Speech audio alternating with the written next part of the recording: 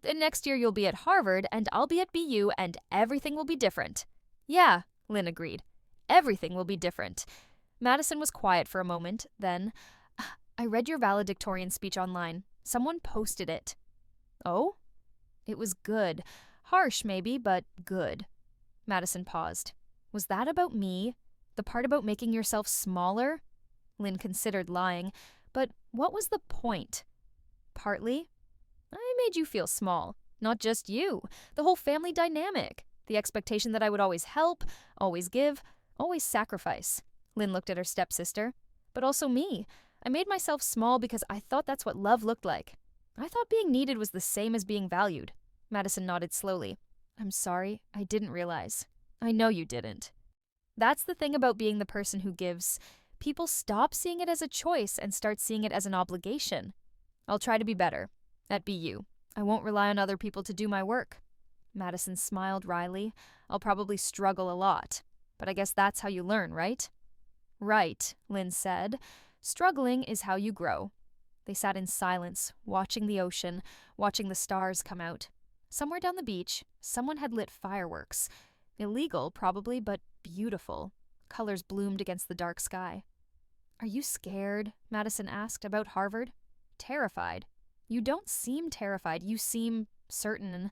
I can be both, Lynn smiled. I'm certain that I earned my place there. I'm certain that I deserve to be there. But I'm terrified that I won't live up to my own expectations, that I'll fail, that I'll discover I'm not as smart as I thought. You won't fail, Madison said. You don't know how to fail. Everyone fails sometimes. Yeah, but when you fail, you learn from it and do better. When I fail, I just give up. Madison shrugged. That's the difference between us. You keep trying. I quit. Then stop quitting. Madison laughed, but it was a sad sound. It's not that easy. It is, actually. You just decide to keep going. One more step, one more try. You decide that failing doesn't define you, that giving up is the only real failure. Madison was quiet. Then, when did you get so wise? I'm not wise. I just learned some hard lessons. Lynn thought about her first life, about all the times she'd failed and kept going anyway, about how surviving had taught her strength. You'll learn them too, in your own time. In your own way. I hope so.